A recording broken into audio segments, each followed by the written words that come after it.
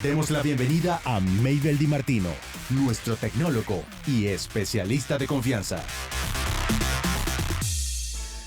Muy buenos días, bienvenidos a una nueva edición de Pods Data. ¿Qué le pasó a Roseliano ahí, vale? No entendí. ¿Sabes que yo soy medio Don Francisco a veces que... Muy buenos días, ¿cómo están? Un saludo para todas las personas que se conectan a esta hora a través de las plataformas digitales, también a través del dial 96.9 FM. Nosotros estamos por acá encantados, como siempre, dándoles la más cordial bienvenida a nuestra base de datos. Una base de datos que además continuamos ampliando cada semana con las personas que se conectan a través de todas las plataformas. Recuerden de una vez que somos @laradiopodcast, estamos a través de Instagram, de YouTube, de TikTok y también en Twitch. Por allí nos pueden conseguir. Estamos en todas partes. @laradiopodcast. Así nos van a ubicar y pueden compartir con nosotros. Mi cuenta personal, @MabelD. Por allí también siempre compartiendo información del mundo de la tecnología. Hoy vamos a hablar acerca de un tema fascinante que además tiene un millón de aristas de las que pudiéramos hablar. Vamos a tratar de ser lo más claros posibles para que las personas que se conectan puedan entender y digerir, porque es información también que pudiera tornarse un poco densa, pero como siempre en este programa tratamos de hacer todo digerible, que sea fácil de entender y que ustedes además se lleven la información. Vamos a hablar de ciberseguridad, que si lo decimos así, la palabra incluso asusta, pero tranquilos, que el fin de lo que vamos a buscar es sencillamente que ustedes entiendan que hay riesgos importantes a los que estamos expuestos cuando utilizamos plataformas digitales, que todos las utilizamos además, y que obviamente esos riesgos podemos un poco ser precavidos para que no pasen a mayores. Hay un montón de aristas, como les decía, de las que podemos tomar y podemos abordar para que ustedes entiendan y digieran con nosotros todo este tema. Pero antes de entrar en materia de una vez con nuestro invitado, que de hecho ya se los voy a presentar, yo les voy a presentar de nuevo, valga la redundancia acá, a nuestro equipo, que es el que hace posible este espacio. Acá están con nosotros en la producción Alberto Belfort y Roseliano Díaz Arias, nuestro operador de audio Pablo Belfort y nuestro operador de video Difrey Alejandro, todo el equipo que hace posible que Pods Data salga al aire el día de hoy y todas las semanas, igual que todos los programas que salen a través de la radio podcast. Dos notas que les voy a comentar rápidamente que tienen que ver evidentemente con el mundo de la tecnología. La primera me llena de orgullo porque son o es de un chamo o de unos chamos venezolanos que estuvieron recientemente en Singapur representando a Venezuela y se ganaron, ustedes ya lo deben haber visto, el primer lugar en una competencia de robótica que además es una de las competencias más importantes del mundo. En estas competencias de robótica, de hecho, yo he tenido la oportunidad de asistir acá en Caracas, donde cada vez se hacen más. Bueno, los chamos lo que tienen que hacer es un poco desarrollar un robot que tiene que cumplir ciertas tareas que le ponen los jueces. Estas tareas las miden que si la destreza, la velocidad, el tiempo, varios factores allí que toman en cuenta y que obviamente el que lo haga en menor tiempo, con la mayor calidad, es el equipo ganador. En el caso de Venezuela, compitió contra más de 190 países de todo el mundo, señores, y los venezolanos, que además, les recalco, son chamos de menos de 18 años, se llevaron el primer lugar y yo le voy a pedir aquí a todo el equipo que les demos un fuerte aplauso. A estos venezolanos que nos dejaron muy en alto. Ey, ¿qué pasó? ¿Tienes los...? Sí, tienes un delay ahí. Bueno, pero lo que cuenta es la intención, ¿vale? Lo que cuenta es la intención, gracias de todas maneras. Igual para la próxima trata de acoplarte con el equipo. Y la otra información, bueno, ahí está el aplauso para los muchachos, que esperemos, por cierto, tenerlos pronto acá en Pods Data, ¿ok? Lo estamos buscando para traerlos y que ustedes escuchen de primera mano todo lo que fue esa experiencia. Por otro lado, les voy a comentar acerca de una noticia que tiene también un par de aristas importantes, y es que se espera la llegada del S24. Por allí ya se han anunciado, se han dejado colar algunas cositas, no se las voy a adelantar porque no hay nada confirmado, y a diferencia de Apple, que yo siento que va colando información de manera intencional para que genere más interés, Samsung creo que sí ha sido bien reservado. Hay cambios de los que se ha hablado, pero como les digo, no voy a adelantar nada porque no hay nada confirmado. Además que lo que he leído por allí, si es verdad, bueno, vienen realmente con cambios sumamente importantes. Pero ¿qué les voy a comentar con respecto a esto? no hay otras marcas que no se quieren quedar atrás en lo que se refiere al tema de la competencia en smartphone. Y ZTE, que es una marca que además por allí se ha quedado un poco rezagada, vino pero súper duro con un equipo que, según los que han tenido la oportunidad de probarlos, aparentemente supera incluso en rendimiento al iPhone 15 Pro Max, que no es poco decir.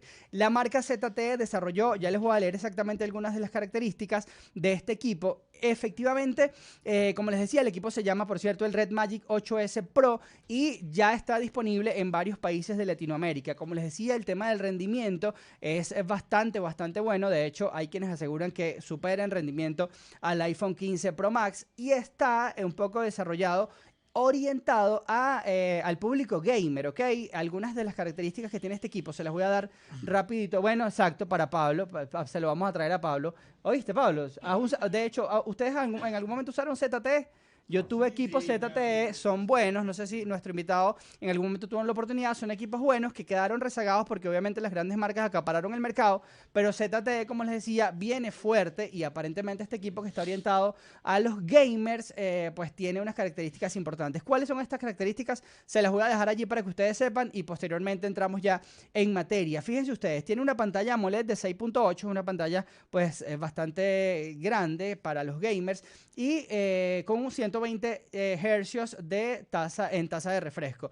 Por otro lado, la potencia llega con un procesador, y esto me gusta también bastante, el Snapdragon 8 Gen 2 Plus de 3.36 GHz y tiene, fíjense ustedes, 22 GB de memoria RAM. 22 GB de memoria RAM y pues está compartida. 12 GB de memoria física y 10 GB de memoria virtual, que también, de hecho, ya hay varios equipos que están haciendo esto de que ponen un espacio de memoria física y lo otro, lo que hacen es almacenar en una especie de nube, ¿ok? 256 de memoria interna. Por otro lado, la batería es buena también, 6.000 mAh con doble celda y una carga de 65 watts. Bastante aceptable con respecto a la batería y obviamente tiene que ser así porque si está orientado hacia los gamers sabemos que el consumo de batería jugando es bastante importante y ya sabemos que otro de los aspectos que valoran los gamers y los que les encanta jugar en el celular pues es el tema de la calidad de pantalla, que también en este caso creo que cumple con las expectativas, así que bueno, esperemos que llegue a Venezuela. Todavía creo que no hay ninguna marca que haya traído este equipo a Venezuela, pero como les decía, se espera el lanzamiento del S24, ya lanzaron el iPhone 15 Pro Max y hay otras marcas, como en este caso ZTE, que no se quieren quedar tan rezagadas y están lanzando equipos y además que a muy buenos precios, según tuve la oportunidad de ver.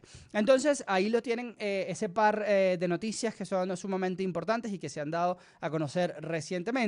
Y ahora sí es momento, pues, de presentarles a nuestro invitado del programa de hoy. Está aquí a mi lado en este momento. Él es Adrián, se me fue tu apellido, me perdonas. Adrián Gómez, él es especialista en ciberseguridad. Además, hemos tenido la oportunidad de compartir respecto al tema ya hace algún tiempo. Y bueno, Adrián, bienvenido a Postdata. Gracias por acompañarnos la mañana de hoy. No, gracias a ustedes, Mayville, por la invitación. Un gusto estar aquí con ustedes. Perfecto, el gusto es nuestro. Cuéntanos, para entrar en materia, Adrián, de una vez, cuando hablamos del término ciberseguridad, ¿a qué nos referimos? Bueno, cuando hablamos de ciberseguridad estamos hablando de un área, un estudio de trabajo sumamente complejo, sumamente amplio, bastante rezagado, sacando la palabra que mencionaste hace unos minutos, en Latinoamérica, en Venezuela.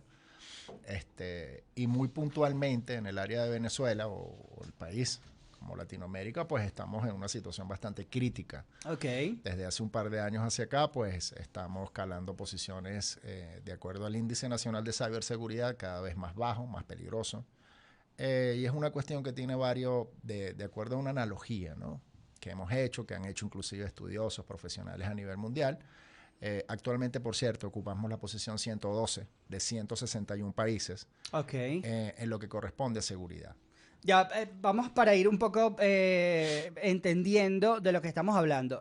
Son 162 puestos, en este caso Venezuela me dijiste que está en el lugar 112. Correcto. En lo que se refiere a protección de data, me estás hablando cuando, en este sentido, este ranking se hace en base a ¿qué? Mira, buena pregunta. Este ranking se hace al análisis de varios elementos que componen, obviamente, los planes de acción, recuperación de desastre, la sinergia entre el sector público y privado, el estado de Internet en Venezuela, que sabemos que en los últimos meses ha tenido un incremento muy importante. Sí, totalmente. factores culturales, como por ejemplo el uso de la tecnología. En Venezuela hay mucho uso de tecnología, pero a su vez se deja a un lado lo que es nuestra privacidad como personas, como ciudadanos, pues lo que está trayendo como consecuencia de que se esté abriendo un mercado de información a nuestras espaldas y que simplemente no nos estemos dando cuenta de ello. Y precisamente hacia allá iba mi siguiente pregunta, porque nosotros sabemos que a través de las plataformas digitales, bueno, estamos constantemente compartiendo información y eso está siendo utilizado por alguien más. Cuando tú nos estás hablando, en este caso, acerca de los riesgos que estamos corriendo dentro de, vamos a llamarlo, de la navegación en Internet en general, porque realmente es en general cada vez que nos conectamos a través de nuestro dispositivo.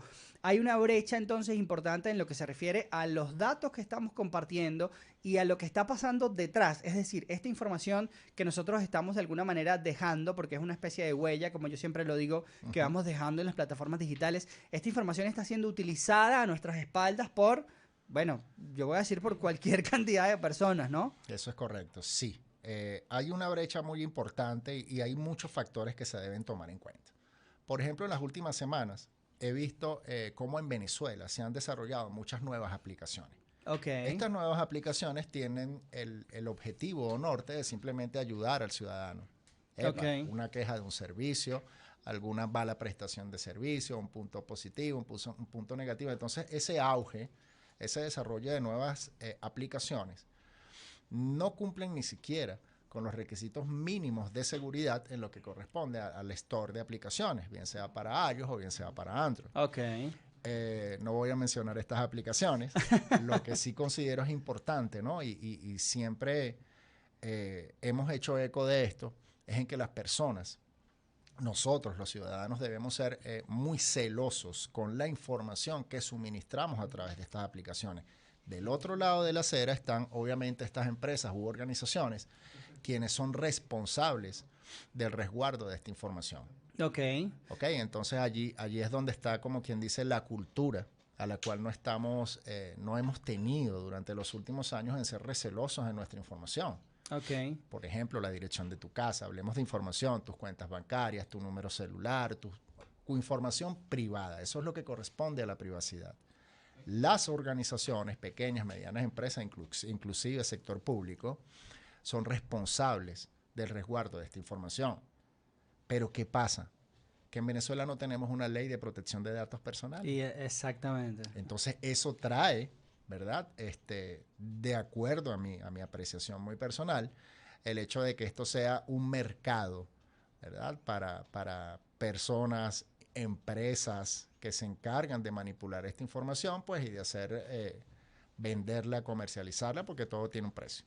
O sea, nosotros básicamente somos, vamos a decir que somos apetecibles para aquellos que están del otro lado de la acera, como tú dices, buscando esa información que nosotros estamos dejando a través de las plataformas digitales para después entonces ir a venderla en otro lugar. Eso es posible. Ajá, te quería consultar respecto a esto que mencionabas acerca de las instituciones y organizaciones. En relación, si evaluamos un poco la región, vamos a hablar de Latinoamérica, Okay. en este sector particularmente. No hay leyes en Venezuela, como tú dices, que regulen el tema de la información. Eso debería existir. ¿A quién le compete desarrollar este tipo de leyes? Y además, si nosotros como ciudadanos, por ejemplo, si yo de alguna manera tuve la oportunidad de descubrir, vamos a decir, de que me estaban obteniendo información a la que yo no había dado acceso, por ejemplo. ¿A dónde acudo? ¿A dónde voy? ¿Hay alguien que me pueda ayudar? ¿Hay alguna institución, algún ente? Mira, excelente pregunta y planteamiento. ¿Qué sucede? En el caso de Venezuela, que es un caso tan particular y no tenemos una ley de protección de datos, al único ente que se puede recurrir es al 6CPC, División de Delitos Informáticos. Es muy importante que las personas sepan esto. ¿Ok? Ahora, cuando tú me dices quién es responsable del manejo de esta información, si hay una sustracción, filtración o secuestro de información en una empresa, ¿ok?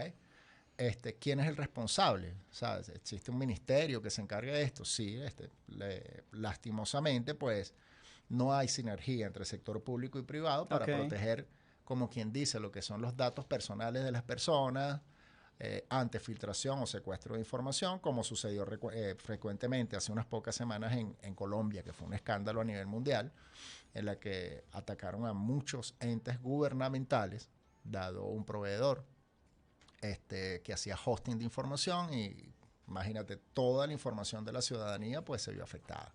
Ok.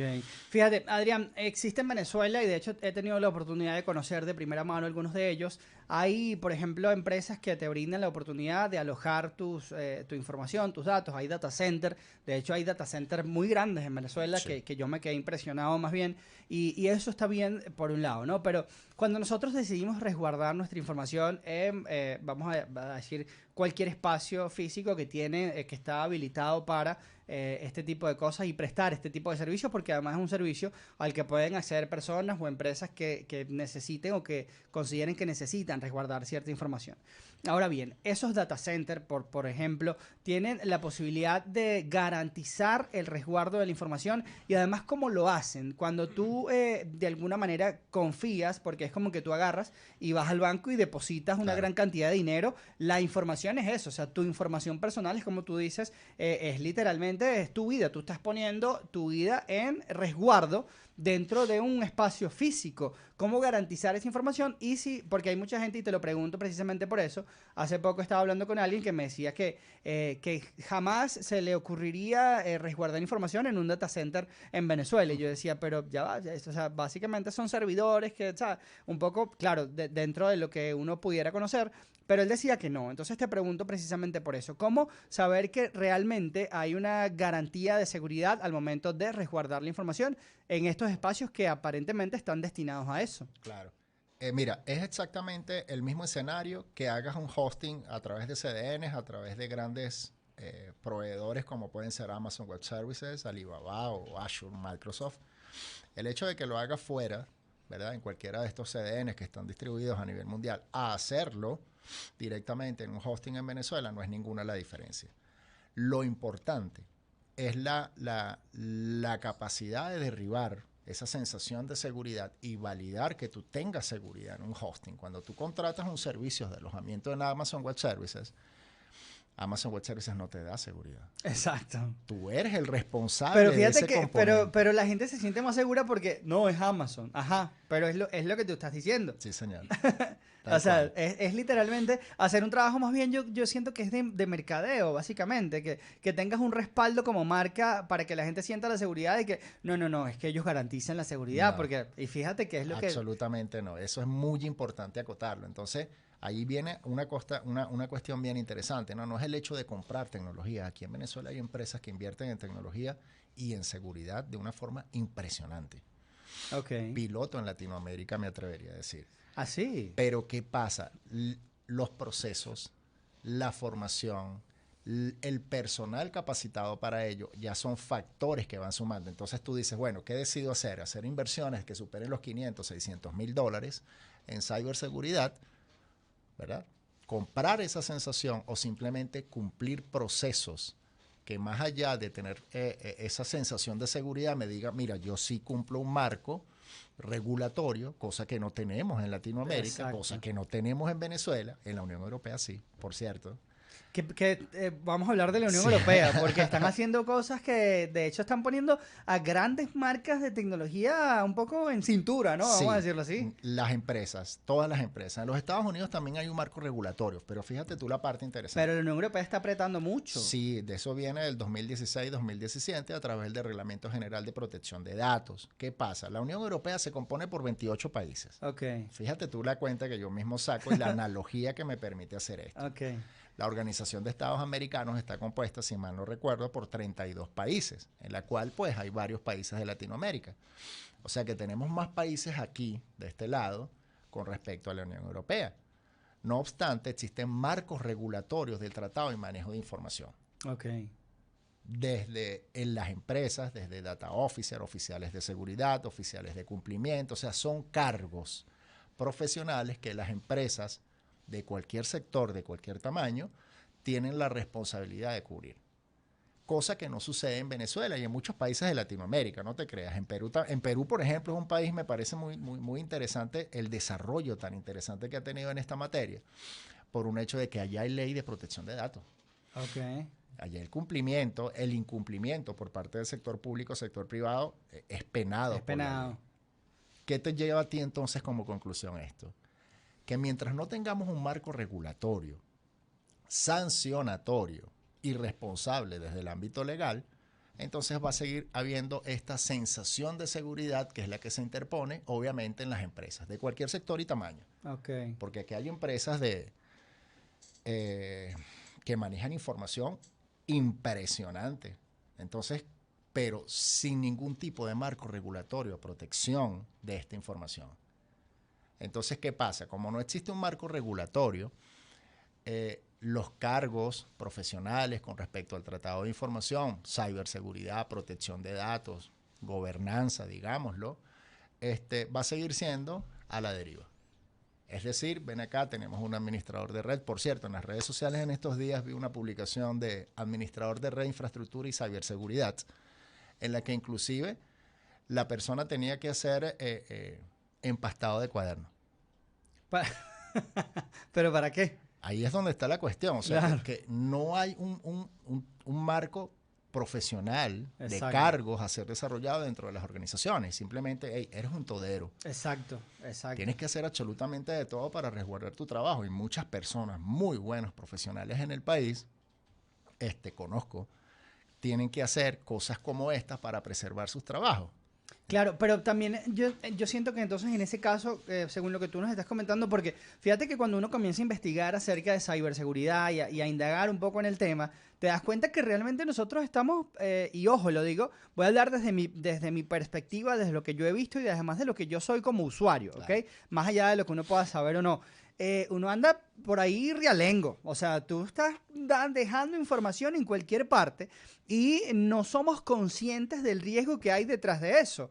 ¿Por qué no somos conscientes? Es la pregunta que te hago. Quizás hay un tema educativo donde pudiéramos incluso hablar de preparación desde que somos pequeños, porque ya hoy en día sabemos que los niños andan con una tablet viendo videos en YouTube, por ejemplo. Y todo eso es datos, o sea, todo eso son datos, todo eso es información. Fíjate que yo, y me pasó sobre todo desde que yo tengo unos chamos pequeños de 2 añitos y desde que ellos comenzaron a ver un poco, a consumir esos videos en YouTube, entonces ya hay mucha publicidad que me empieza a aparecer, que de los próximos muñecos por ahí me tienen loco ahorita a través de Instagram con publicidades de lo que viene para diciembre, que el regalito, que no sé qué más, ¿sabes? Y todo eso viene dado por precisamente toda esa información que se viene acumulando en los buscadores y ya yo siento que todos los desarrolladores de estas marcas y de estas redes sociales saben que, bueno, que en mi caso tengo 2 hijos pequeños, que hay otro que, ¿sabes?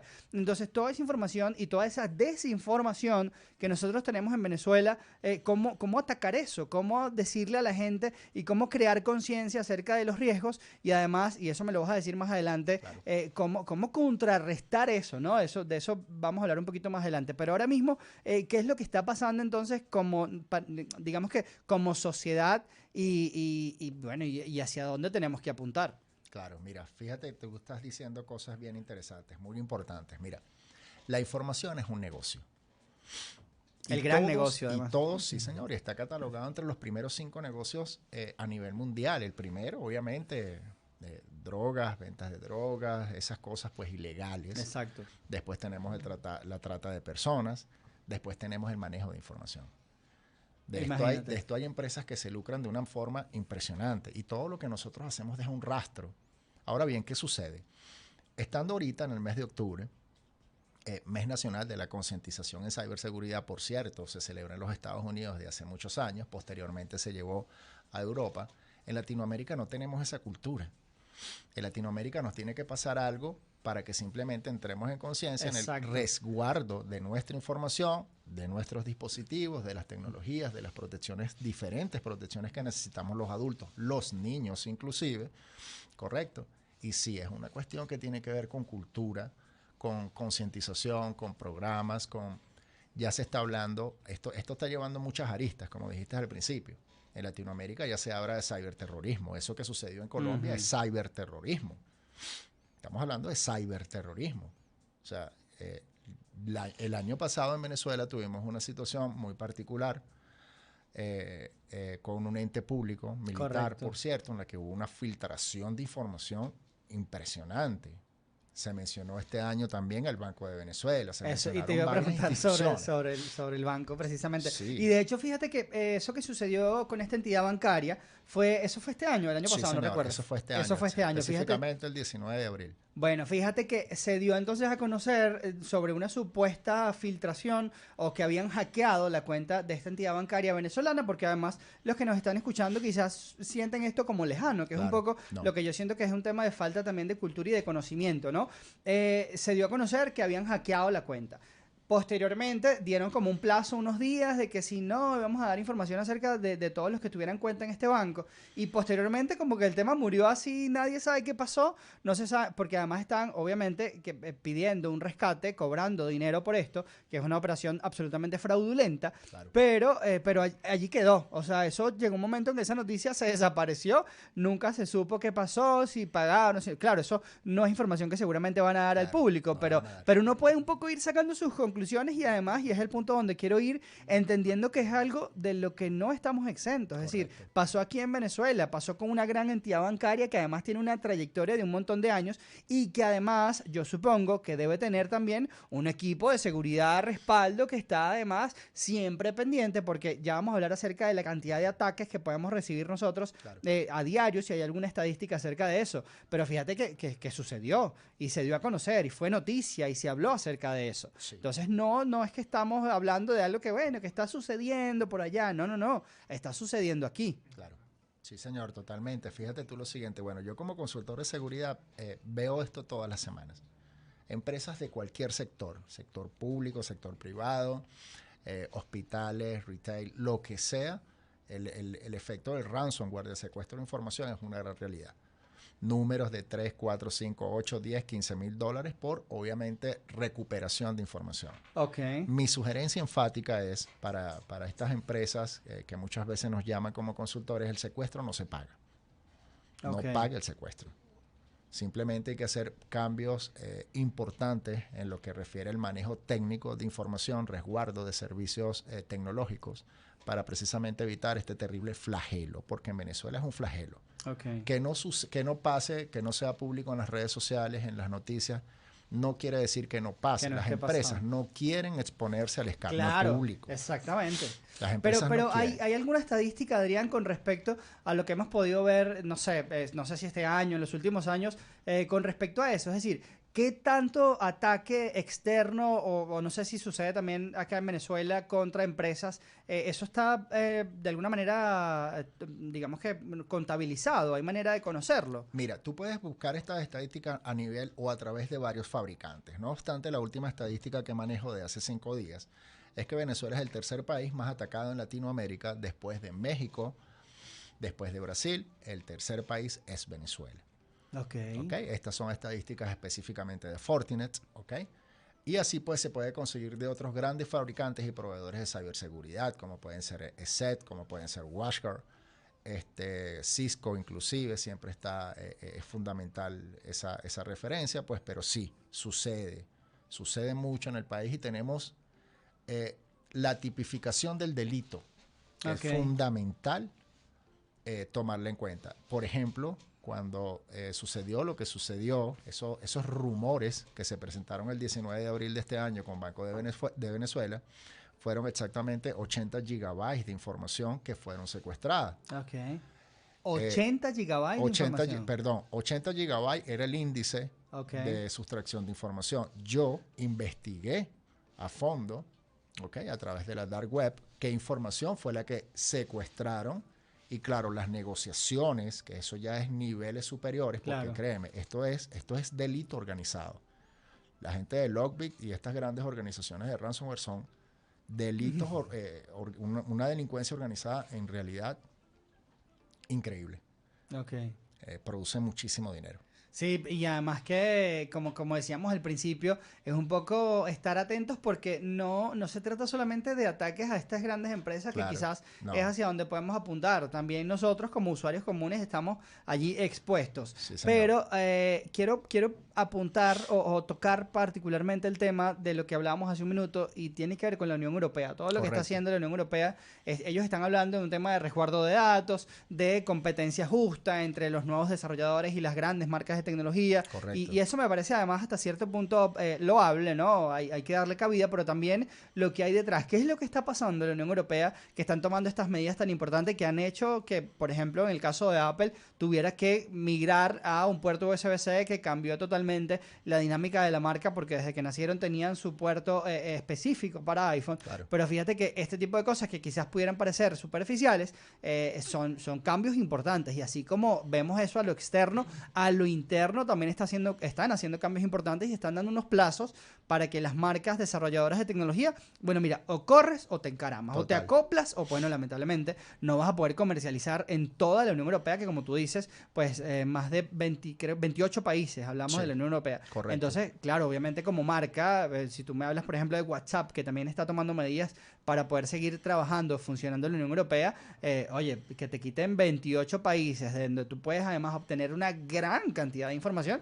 es imposible, exactamente. Entonces, desde el punto de vista del desarrollo tecnológico y de lo que se refiere a particularmente el tema de ciberseguridad, ¿qué es lo que tú ves que está pasando en la Unión Europea? Mira, la Unión Europea está muy adelante en lo que refiere a lo que es la privacidad. El objetivo del Reglamento General de Protección de Datos es el resguardo de la privacidad de información de las personas, leyes antimonopolio, por eso es que tú ves esas grandes o abultadas multas que a Meta le aparecen mensualmente. Sí. O sea, estamos hablando de miles de millones de dólares que aún así, pues se demuestra, mira, estás haciendo esta infracción, estás cometiendo infracción, estás escuchando a tus usuarios, estás haciendo esto, estás utilizando mal la tecnología, los cookies, el uso de las APIs, etcétera, etcétera, pues trae como consecuencia que existan los elementos regulatorios. Esa regulación es dinero. Págame. Multa. Exactamente. Porque es lo que le duele. Pero ahora, exacto, pero fíjate tú,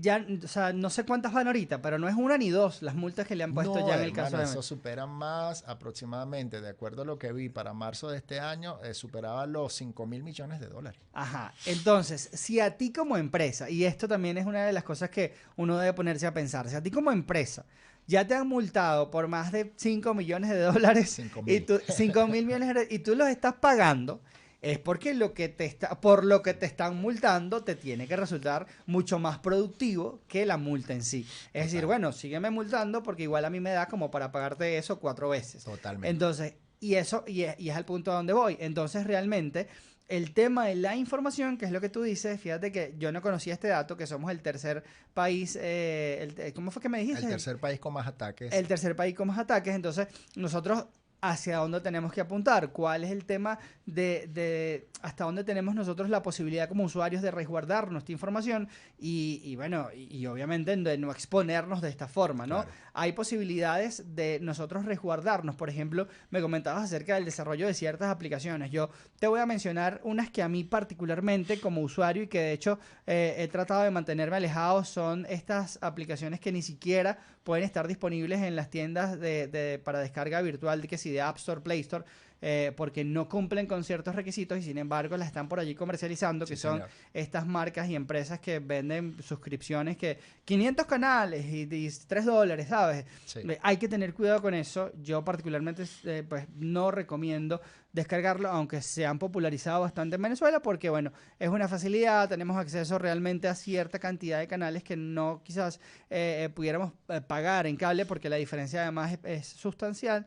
Pero bueno, allí hay que ver qué es lo que hay, como tú decías, detrás en el desarrollo de este tipo de aplicaciones. Eso es correcto. Sí, mira, respondiendo a tu primera pregunta, estamos bastante lejos de que haya una promoción y correcto uso de lo que es la información de nosotros por parte de las empresas. No tenemos un marco regulatorio. Por esa razón, de acuerdo a mi perspectiva, pues somos el patio de juegos de muchas grandes organizaciones cibercriminales. A nivel mundial. Estamos bastante lejos pues, de llegar a un marco regulatorio porque simplemente no tenemos una protección de datos. Quiere decir que van a seguir sucediendo cosas, vamos a seguir teniendo eventos en las pequeñas y medianas empresas que se ven fuertemente afectadas y nosotros, pues los ciudadanos de a pie, el resguardo de nuestra información es fundamental, pues, porque eso es una privacidad. Es como que cuando alguien llegue a tu casa simplemente abre la puerta de la nevera sin tu permiso y sabe todo de ti. Puedes saber absolutamente todo de ti. Y tú te quedas viendo y no te sientes como que no tienes la posibilidad de hacer nada. Y te digo esto porque fíjate que, por ejemplo, hoy en día, como usuarios, las personas que nos están escuchando, que son el ciudadano común, que quizás, claro, mira, vio una publicación en Instagram, que es algo que además sucede hoy en día en Venezuela y en todas las partes del mundo. Por ejemplo, veamos este ejemplo. Yo vi una publicación en Instagram, no sé, de una bicicleta, que de hecho estoy pendiente por comprar en bicicleta. Entonces, yo vi una publicación y registré, me validé el precio, está bien, chévere, y me voy a la página web de la marca. Entonces, la página web, cuando ingreso, me piden crear un perfil donde yo tengo que colocar mi nombre, fecha de nacimiento, número de cédula, para que si es, por ejemplo, por delivery, entonces yo tengo que vaciar cierta cantidad de información para poder hacer la compra y que esa bicicleta me llegue a mi casa y que todo el mundo pues se complete el proceso de compra. Correcto. Como usuario normal, como usuario que está en redes sociales y que además tiene un deseo que cumplir y quiere pues digamos que llevar a cabo ese proceso. Uh-huh. ¿Qué medidas debo tomar yo, así como usuario normal, para que esa información pues no vaya a otros lugares, sino que se quede aquí, que complete yo mi proceso de compra y que eso no me genere a mí un riesgo de que mi información va a ser comercializada a mis espaldas? Mira, no tienes ningún elemento de protección, porque es mentira que vas a leer las letras pequeñas.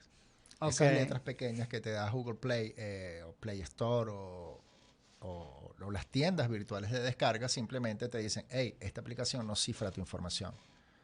O cuál es el tratado que da esa organización o ese ente con respecto a tu información. Eso es mentira que leemos esa información. Vuelvo, insisto, si no tenemos un marco regulatorio, esto va a seguir siendo así. Okay. Ahora bien, vayamos un paso más atrás, porque todo esto tiene precedentes, inclusive hace muchos años. Ashley Madison. ¿Recuerdas a Ashley Madison? No. Una famosa página, un portal de citas extramaritales. Ok. ¿De Venezuela? No, okay. 100% norteamericana. Ok. ¿Tú lo conoces? ¿Lo habías escuchado? Hoy en día... ¿O lo habías usado, Roseliano? Sí. tú estabas aquí. Él tiene su perfil. Mira, está en el ranking. Eso fue un caso bien escandaloso. Y nosotros los venezolanos a pie pensamos que nosotros no nos hemos afectado. Pues resulta que Venezuela era el tercer país con más personas inscritas. ¿En serio? Sí, señor. Pero mira, no solamente eso. Mira, no Roseliano. Eso. Roseliano dice, ¿y por qué yo no había conseguido nada, chicos? Esto es un tema bien interesante, porque resulta y acontece que tú te metes al portal de citas extramaritales. Ok. ¿Ok? O sea, que tú estás casado, pues. Pero, hey, de repente quiero buscar una persona de mi mismo sexo. Ok. Pero no quiero que eso salga a la luz pública. Quiero hacerlo a través de este portal. Venezuela fue el tercer país. El dueño de Ashley Madison, que después hizo varios portales de chicas universitarias, muchachos universitarios, todo dentro de marcos legales en los Estados Unidos. Okay. Ojo con esto. Simplemente decía, bueno, tú te vas a suscribir, suscríbete, hazlo. Venezuela fue el tercer país con personas más suscritas. Y resulta y acontece que tú para darte de alta o simplemente retirarte tenías que pagar. Y eso no le gustó a la comunidad. Vino un grupo de hacktivistas, no hackers, simplemente hacktivistas, dijeron, quita eso. No lo hicieron. Al no hacerlo, expusieron la base de datos de más de 32 millones de personas a nivel mundial. Tenemos que tomar en cuenta, por ejemplo, que la homosexualidad está penada con la muerte en 5 países específicamente. Militares de gobiernos que tenían relaciones extramaritales fueron dados de baja. Hubieron muchos suicidios. En las investigaciones que nosotros efectuamos hace aproximadamente 11, 10 años, los dominios utilizados para la suscripción a este sitio web eran de las empresas privadas. Es decir, yo no voy a utilizar mi dominio de correo personal, claro, porque me lo puede ver mi esposa, mi esposo, voy a usar el de la empresa. Resulta y acontece pues que de los dominios más comprometidos en Venezuela, voy a mencionarlo y con mucha responsabilidad porque es información pública, estaba el CENIAT, estaba también PDVSA, estaba el Ministerio de Aguas, estaba Ministerio de Tierras. Dominios utilizados para señor, registrarse. Eso quería decir, para ellos, Venezuela es un país en potencia. ¿Por qué? Porque bien sabemos que las mujeres venezolanas son Hermosas. Hermosas. Claro que es sí. un hecho Hay que decirlo. irrefutable. Pero a su vez el negocio se dio aquí. Eso fue un escándalo a nivel mundial que nosotros los venezolanos lo olvidamos, ¿entiendes? Y simplemente el boom se dio fue porque yo te dije, quítalo. O sea, tú te estás suscribiendo gratis a mi aplicación, pero si te quieres dar de alta tienes que pagar $32, recuerdo, para poderte dar de baja y desaparecerte. Ajá, y las personas, te pregunto, Adrián, que no se dieron de baja, esa información... Se publicó. Se publicó. Sí, señor. Vamos a buscar el perfil de Rosaliano para ver. ¿Qué año fue eso? ¿Qué año? ¿En qué año fue eso? Eso fue hace aproximadamente 11, 12 años. No, imagínate. Imagínate, eras un niño, Rosaliano. Mira, y era increíble. Ojo, esta página de Ashley Madison llegó a cotizarse en la bolsa de los Estados Unidos. Noel Biderman, que fue su dueño, pues después creó una serie de portales con varios propósitos. Muchachas universitarias, muchachos universitarios, ¿entiendes? O sea, que todo tenía un trasfondo Claro. basado en esto. Fue muy conocida porque Adam Sandler hacía una parodia de esa de Correcto. ese escándalo. Sí, ¿Qué señor. tal? Sí. Sí, claro. Y Ah, mira, entonces no. lo que tú dices es muy acertado. Nosotros los venezolanos pensamos que aquí no pasa. Sí, es que nos sentimos como que estamos en una burbuja, No. literalmente. No, Venezuela era país en potencia. Era el quinto país a nivel mundial con mayor potencia de clientes de la página. ¿Qué tal? Y fíjate cómo hay información que además estoy seguro que tuvimos la oportunidad de compartir y de vaciar allí, ¿no? Te pregunto, nos queda poco tiempo, lamentablemente, Adrián, como No te te decía, preocupes. este tema da para mucho, pero Sí. quiero que hablemos desde el punto de vista, como te decía, de usuario y de cosas que nosotros vemos a diario, además, que es lo que un poco a mí también me preocupa. Nosotros, Claro. por ejemplo, estoy en un centro comercial o estoy en una plaza X y, mira, hay un Wi-Fi libre, conéctate ahí, que está libre. Ajá, libre, ¿hasta qué punto? O sea, libre, pero tú estás compartiendo. Entonces tú vas y haces una transferencia bancaria a través de tu aplicación conectado a un Wi-Fi de una plaza pública que no sabes quién está detrás de todo eso. Y es importante que las personas que nos escuchan y nos ven en este momento entiendan que detrás de todo eso hay personas que están haciendo trabajos para captar tu información y después Sí, señor. compartirla. Entonces, algunos tips que nos puedas dar para los usuarios comunes, para las personas de a pie, Claro. que todos los días van a la calle, que se conectan, que abren aplicaciones, que descargan cosas en su teléfono celular. Claro, mira, indiscutiblemente el hecho de el tema de Wi-Fi en lugares públicos abiertos sigue siendo un tema bastante trillado en Latinoamérica y especialmente en Venezuela. En otros países no.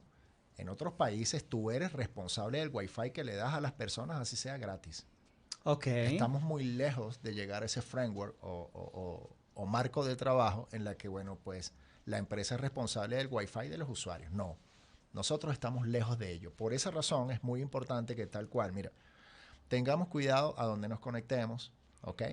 Tengamos cuidado con las operaciones que hagamos, con la información que transmitamos, porque todo puede ser escuchado, todo puede ser filtrado, ¿ok? Hay otras aplicaciones que se pueden utilizar y estas aplicaciones también pueden llegar a ser un dolor de cabeza, especialmente cuando se habla de VPNs gratis o un proxy para conectar. Que también lo están utilizando mucho en Venezuela. Eso es correcto. Abres un VPN y te conectas. Sí, pero... Entonces todo como quien dice es con mucho cuidado porque se piensa además que las herramientas o soluciones son gratuitas y no es así. No hay ninguna herramienta de seguridad que sea realmente efectiva, eficaz y responsable especialmente que sea gratuita. No la hay y no la va a haber.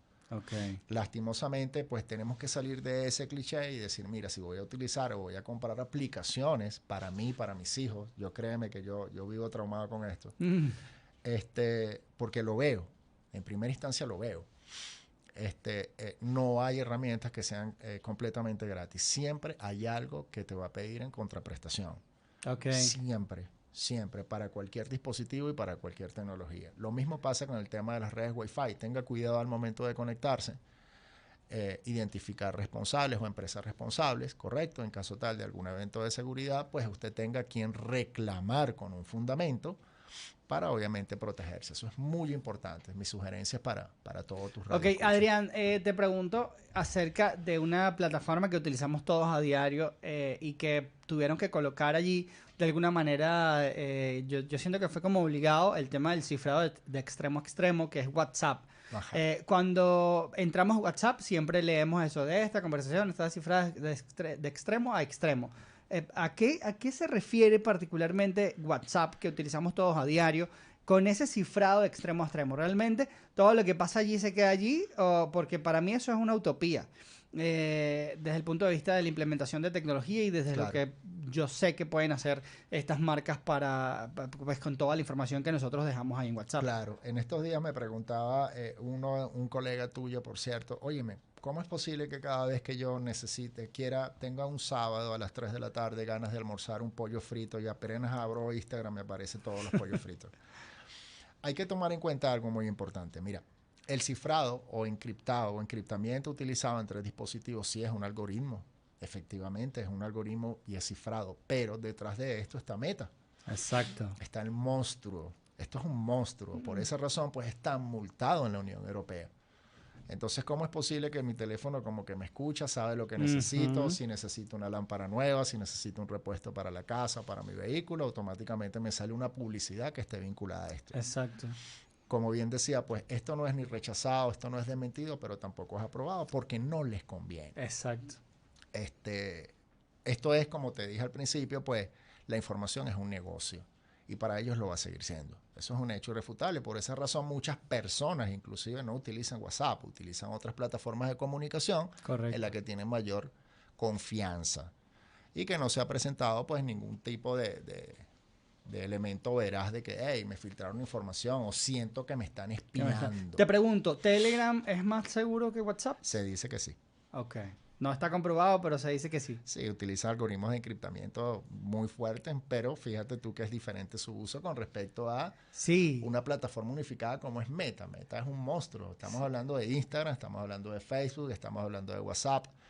Estamos hablando de el teléfono. Tu teléfono es de Mark Zuckerberg. Exactamente. O sea, literalmente. Adrián, bueno, lamentablemente tenemos que despedir. Voy a dejar allí para que te despidas y para un poco hacer un llamado de conciencia a las personas que nos escuchan y a entender que, bueno, que quizás nosotros como usuarios, como personas comunes, no tenemos el poder de hacer esa regulación, de ir un poco más allá, ¿no? Pero yo siento que el primer paso es crear conciencia, que las personas entiendan de la importancia de lo que estamos hablando y, bueno, de allí en adelante comenzar un poco a ejercer presión hasta donde nos den nuestras opciones. Pero lo primero es eso, tener ya en nuestra cabeza la claridad como para discernir en el momento en el que, epa, ya va, aquí tiene que haber algo detrás de esto. Tal cual. Yo creo que ese es el gusanito que hay que sembrar en cada una de las personas que nos está escuchando. Sí, señor, totalmente. Bueno, estamos en el mes de octubre, mes nacional de concientización en ciberseguridad. Seamos recelosos con nuestra información, con lo que hacen nuestros hijos en las redes sociales, con la información que compartimos. Veamos 2 veces esa aplicación que vamos a descargar sin leer esos términos, condiciones o recomendaciones que nos hacen las propias App Store con respecto al uso de nuestra información. El mensaje en definitiva, seamos cuidadosos y celosos con nuestra información. Ahí está, ya lo saben entonces. Adrián Gómez. Tu apellido? Adrián Gómez, nuestro invitado del día de hoy. En redes sociales, ¿dónde los pueden contactar?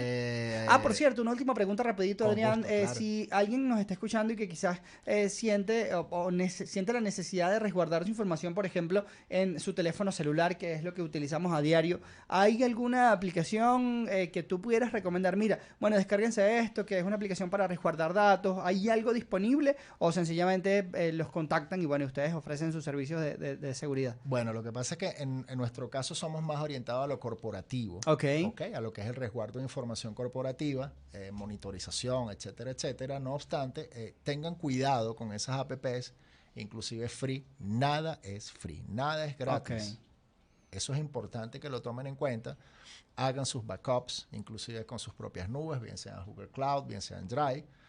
Y por lo menos pues un antivirus que para sus endpoints, seguridad, resguardo, y especialmente para los más pequeños en casa, que es lo más importante. Es lo más importante. Sí. Adrián Gómez, especialista en ciberseguridad, nuestro invitado el día de hoy en Potsdata, nos dio unos datos sumamente interesantes que además se les puede sacar muchísima punta allí, sobre todo el tema de la generación de eso, de la conciencia y de nosotros estar claros que todo lo que hacemos en redes sociales, señores, y eso trato de repetirlo cada vez que tengo la oportunidad, siempre va a dejar una huella y esa huella tenemos que tratar de de que sea lo más limpia posible y de que obviamente no ponga en riesgo nuestra información, nuestros datos personales e incluso, digamos que si lo vemos desde un punto de vista más extremo, incluso hay personas que han expuesto su vida o han puesto su vida, mejor dicho, en riesgo a través de información que dejan en redes sociales. Así que mucho cuidado con eso. Ya sabemos entonces que Venezuela no está aislada del resto del mundo en lo que se refiere a ataques en sus plataformas digitales y todo lo que tiene que ver con ciberseguridad. Así que muy atentos. Mucho cuidado donde se conectan allí a Wi-Fi. Ya escucharon a nuestro experto del día de hoy. Y bueno, no nos queda más que despedir agradeciéndoles como siempre su sintonía y recordándoles que somos @la radio podcast en todas las plataformas digitales. Por allí nos pueden seguir. E igualmente agradecer a todo nuestro equipo que hace posible que salgamos al aire semana tras semana. En la producción Alberto Belfort. ¿Viste que estuve practicando? Ya no digo Belfort. Alberto. Alberto Belfort. También Rosaliana Díaz Arias, a quien descubrimos por ahí que tenía una cuenta oculta. Ajá, ya la vamos a exponer. Y también a nuestro operador de audio, Pablo Belfort. Y el operador de video, Diffrey, Alejandro. Gracias a todos los que nos escucharon. Recuerden que igualmente todos estos capítulos van a estar disponibles en nuestro canal de YouTube como @la radio podcast. A mí me encuentran como @maybeldi. Que tengan una feliz tarde y muy buen provecho.